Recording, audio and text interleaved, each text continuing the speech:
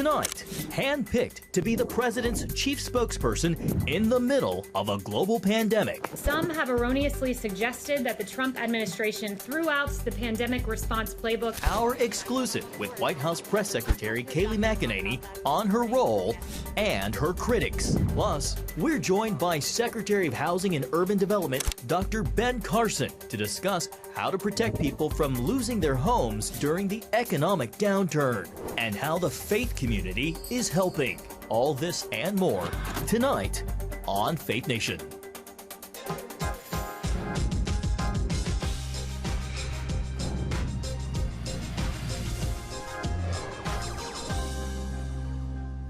Cases of COVID-19 declining as states reopen. Hi, everyone, and thanks for joining us. I'm Jenna Browder. And I'm John Jessup.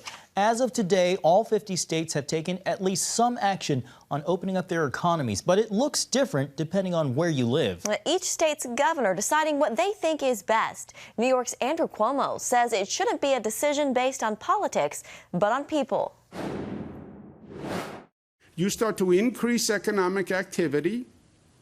You have more people coming out of their homes, more people contacting other people, and then you measure the impact of that increase with numbers, not with opinions, not with politics, not with partisanship, with numbers. Across the country, cases of COVID-19 are falling. White House Task Force member Dr. Deborah Birx says new hospitalizations have dropped by 50% in the last 30 days. And White House Press Secretary Kayleigh McEnany says hydroxychloroquine should only be taken under the advisement of a doctor. Her comments coming this afternoon during a White House briefing. Yeah, McEnany took over the role of press secretary back in April, reinstating regular press briefings. She sat down with our David Brody at the White House to discuss the media, the administration, and the president's recent choice in medication. Kayleigh McEnany has plenty of sweetness and smiles, but don't be fooled. Since stepping into the role of press secretary, she arms herself for battle, prepared to defend the president.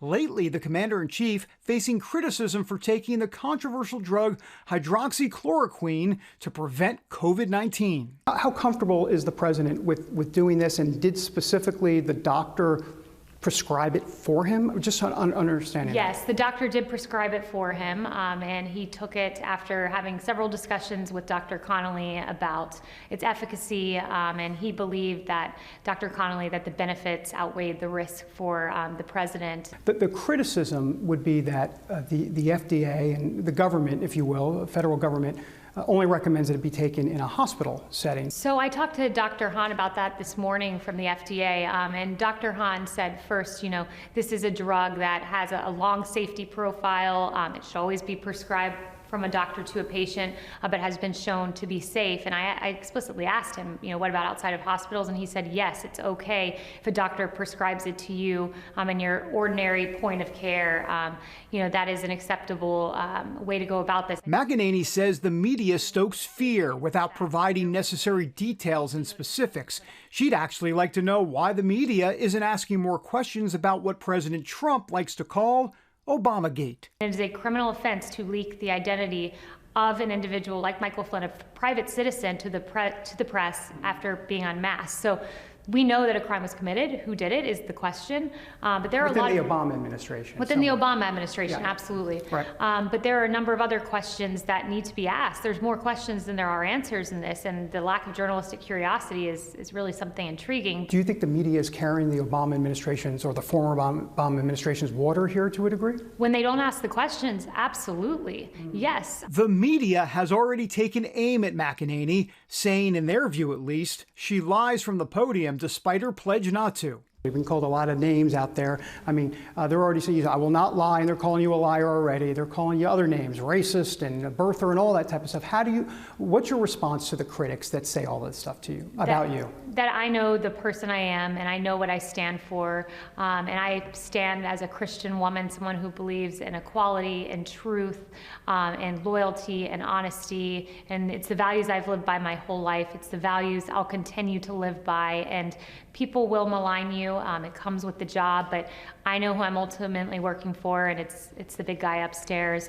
And sticking with those terms, McEnany sees God's hand in Trump's election. How do you see God kind of in all of that? This idea of providence, and was Donald Trump put there by God for such a time as this? Yeah, I think, look, prayer made a difference in this election, and that's not to say, I think God not to say that he puts a certain political party in a certain place at a time, but I do believe certain people are meant to be in positions at a certain moment, and I do believe that President Trump is the person meant for this moment, and I think prayer made a lot of difference. This country needed someone to fight for life, to fight for religious liberty, and I believe that President Trump was that person, and he's done that. There's just so much that he's done to fight for the Christian community, so I certainly believe that he's here at this moment for a time, as we all are. The press secretary is definitely not shy about her faith, and during our interview, she became emotional when talking about the passing of Ravi Zacharias. Yeah, it's a huge loss. My dad said to me that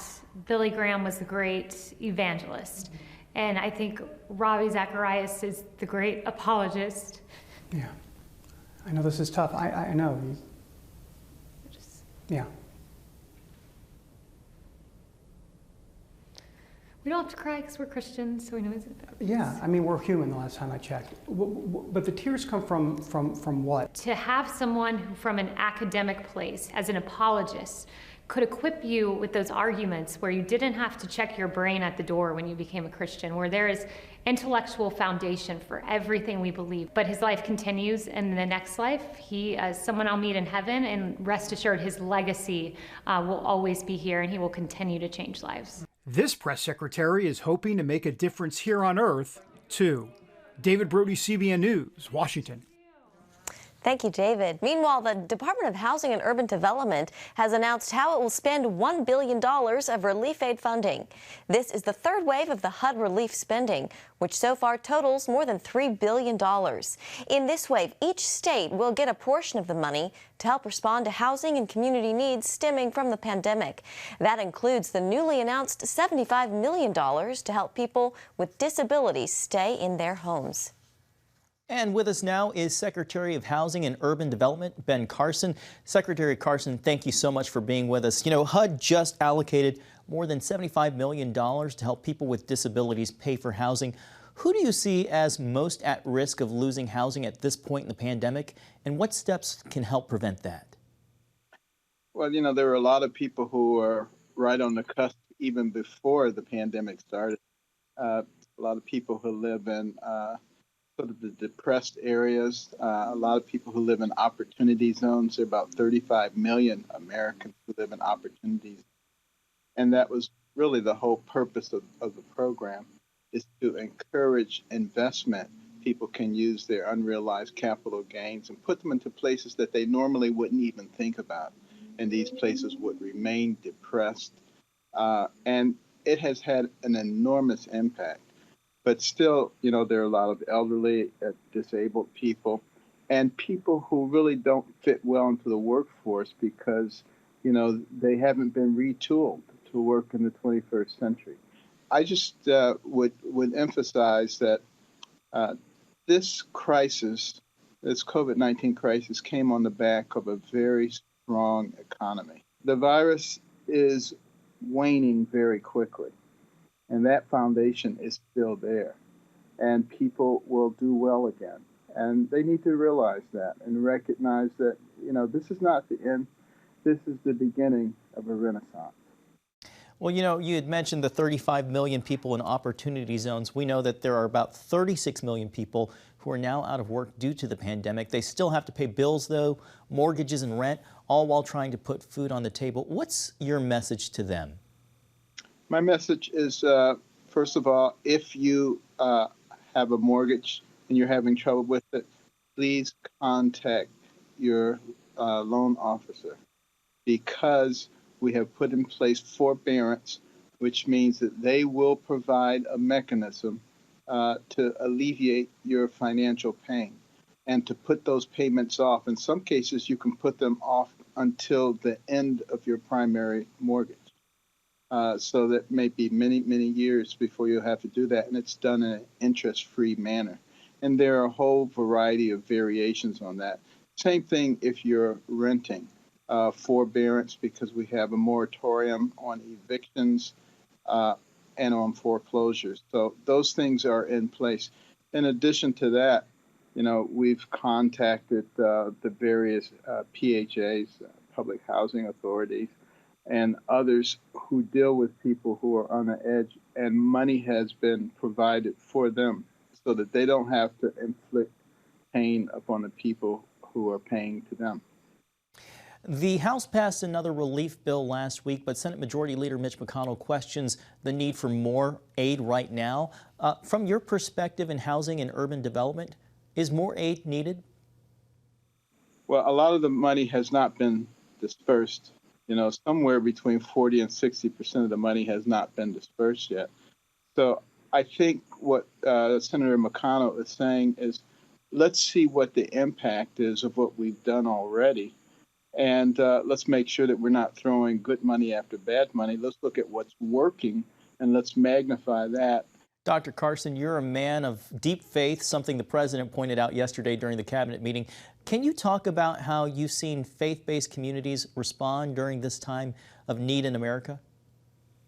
Well, I'm actually very proud of the faith-based organizations and the role that they've taken upon themselves to provide for people. I know there was one faith-based group in Missouri that every Saturday night would have people who were in need come to their facility, and they would hand out meals and clothing and what have you. And because of the restrictions that were imposed based on the COVID-19 crisis, they weren't able to do that anymore. So their members started taking the stuff out to people.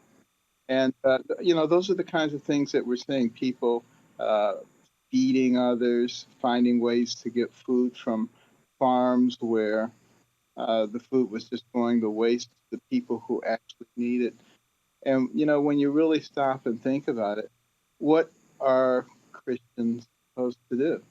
In the book of James, first chapter, 27th verse, it says, pure religion and undefiled before God and the Father is this, to visit the fatherless and the widow. And basically what it's saying is there are people among you who are suffering, and it's your job to take pity upon them and to do something for them. We were very quick, as soon as this became apparent that it was going to be a problem, to contact all the continuum of cares. In the United States, there's about 7,000 of them who are devoted to the homeless, and to put them in contact with their local health care facilities and to formulate plans for what to do if somebody, in fact, contracted the virus. And I think this is probably one of the reasons that you didn't see what was predicted amongst the homeless, because we were able to move out there quickly, gain cooperation, disseminate information. And, that's the way things should be done. We had good cooperation from, state and local officials as well. All right. Secretary Carson, thank you so much for your time. Always a pleasure. Thanks, John. Coming up, the push on Capitol Hill to punish China for the coronavirus pandemic. You're watching CBN's Faith Nation.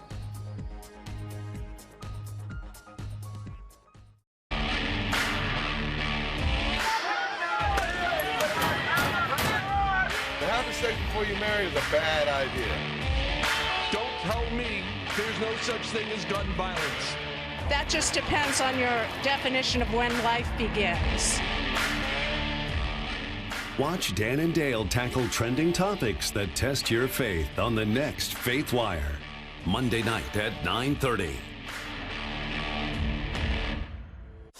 The Global Lane takes you around the world, providing facts over fiction. What might rising trade and geopolitical tensions mean for you on the home front? With over 45 years of experience, award-winning journalist Gary Lane brings you the truth from a global angle. What about the issue of immigration?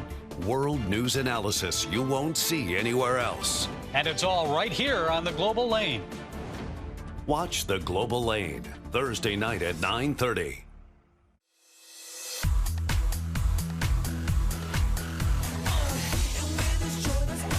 It's like a great attraction. Let's start to chain reaction. A little more satisfaction.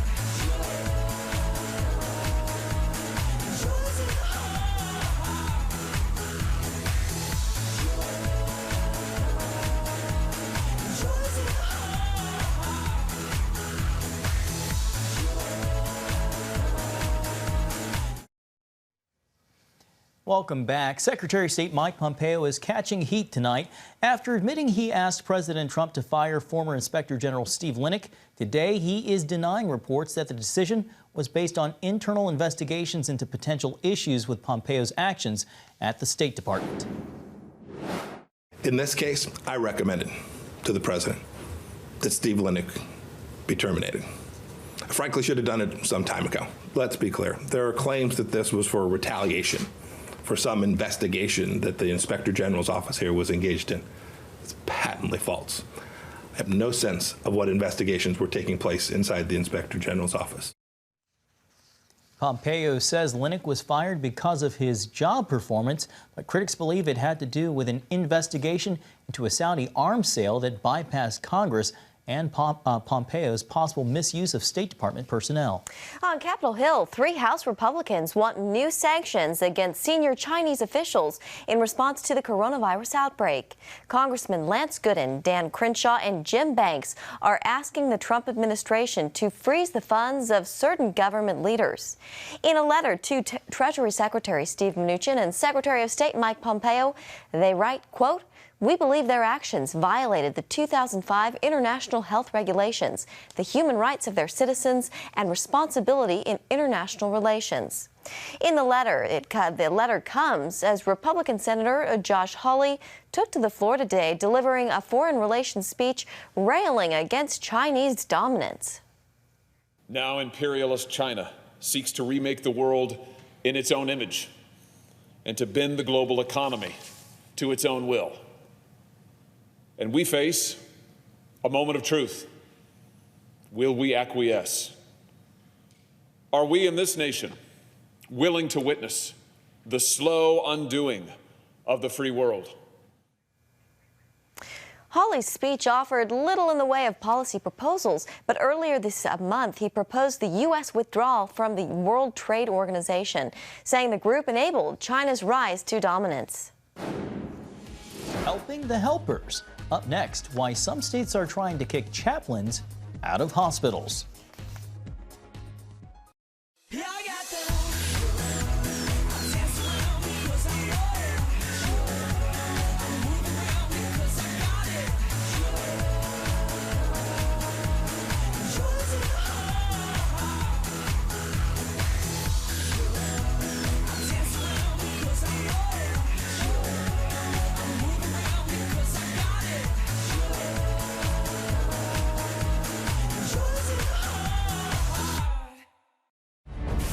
On the home front. Thanks for joining us for CBN's On the Home Front, where we highlight what the men and women of America's military do to defend our country. CBN honors the men and women in our military with an initiative called Helping the Home Front. It partners with churches across the country to meet the needs of their military families, from repairing homes to wiping out medical bills for wounded veterans. On the Home Front, Tuesday morning at 10:30. If you want to be an attorney with a passion for serving people and for excellence, Regent University needs to be high on your list. Regent's award-winning law school doesn't just create lawyers. We create leaders, judges, prosecutors and defense lawyers, civil litigators, and leaders in government. My focus has been trying to really make sure we have the future leaders we need for the bench and the bar and for society generally. You'll learn from highly credentialed leaders who are current and former judges, distinguished scholars, and ACLJ counsel. I'm so glad I chose Regent. The relationships here have been amazing. The faculty have been amazing. Not everybody's called to the same thing when they leave law school, but they're called by a God who has a purpose for their lives, and He is going to use that education to make a difference in the world. Regent will prepare you to be a purpose-driven, practice-ready lawyer. To start your rewarding law career, complete the online application, submit your transcripts, and take the law school admissions test by July. Apply today. Welcome back. The faith community is pushing for justice in the killing of Ahmaud Arbery. 27 pastors gathered outside a Georgia courthouse Tuesday, saying action needs to be taken on behalf of the 25-year-old. This tragedy calls for a response of faith. I think a lot of people, especially in this community, as far as a lot of people have said that, you know, a lot of us look at houses, you know, under construction and stuff like that, you know, it's not a crime. So, you know, I think that we should respect each other in this community. Arbery was killed jogging through a Brunswick, Georgia neighborhood in February. A father and son have been charged with his murder. The father claiming he saw Arbery break into a neighbor's home that was under construction. The Department of Justice is looking into possible hate crime charges. Across the country, hospitals have been making massive changes to their operations because of the COVID outbreak, including who is allowed in. And that's posing problems for hospital chaplains providing pastoral care. Heather Sells has the story.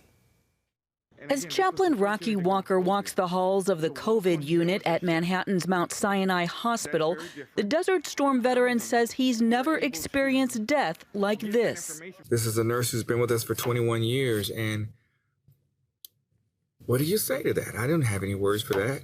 I was fighting back my own tears. Like every healthcare chaplain in the country, Walker's job has changed dramatically.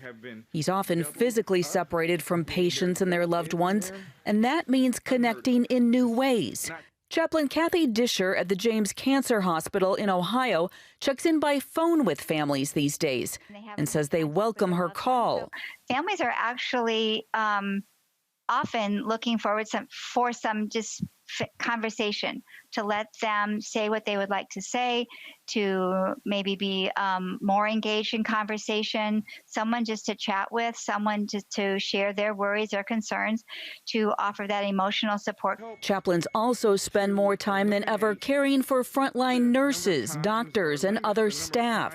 I'm observing what I think is a second wave of this virus, and that is a wave of depression, exhaustion, and weariness on the part of the healthcare workers themselves. Disher offers staff care packages she calls Tea for the Soul on the Go and supports them with short breaks. We're offering a 10-minute spiritual time that they can call in and have a meditation, have listening to some instrumental music, just a time to take a break, to breathe. There's also a more delicate battle to assert themselves as essential care. Southern Baptist leader Russell Moore is frustrated that some hospitals see chaplains as just extra.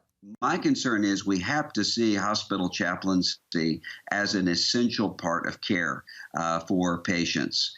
And so hospital chaplains have to be able to have access in every way that is safe, safe for the chaplain, safe for the patient. But this is an essential part of ministering and caring for people. Doug Carver encourages the more than 700 Southern Baptist chaplains he oversees to make their case. We need to be like the persistent widow in the Bible and to continue to knock on the door of those who are in authority, to remind the doctors, the nurses, the medical staff, the hospital administrators that the ministry of the chaplain, bringing in, if you will, the presence of the Lord through the Holy Spirit, is an essential part of the healing and the help and the life for those patients, that it's about mind, body, and soul. Carver also thinks the crisis could strengthen the role of chaplains as the brutality of COVID prompts more conversations about suffering, death, and eternity. They're topics that chaplains live out every day. Hospice chaplain Davin Phillips wears a cartoon mask to comfort the children of the families he visits. He'll do whatever it takes to help the dying. For one patient recently, he sang "How Great Thou Art" in full protective gear. I try to make eye contact, and I have the gloves on too, and try to be able to minister through that. It seems to be, helping and making that eye contact and touching, but it's not the same thing. It's obviously not the same. Heather Sells, CBN News. The work of a therapy dog doesn't stop during the pandemic. This good girl goes viral when we come back. If you want to be an attorney with a passion for serving people and for excellence, Regent University needs to be high on your list. Regents award-winning law school doesn't just create lawyers. We create leaders, judges, prosecutors and defense lawyers, civil litigators, and leaders in government. Ready to become a purpose-driven, practice-ready lawyer? To start your rewarding career, complete the online application, submit your transcripts, and take the law school admissions test by July. Nutrition, exercise, essential oils, weight loss, and more. It's Healthy Living with Lori Johnson. Talk about what's in this. Join CBN health reporter Lori Johnson to get the latest information from today's top health experts. This is fantastic. Find out what you need to know to live a healthier life. Watch Healthy Living, Tuesday night at 9:30.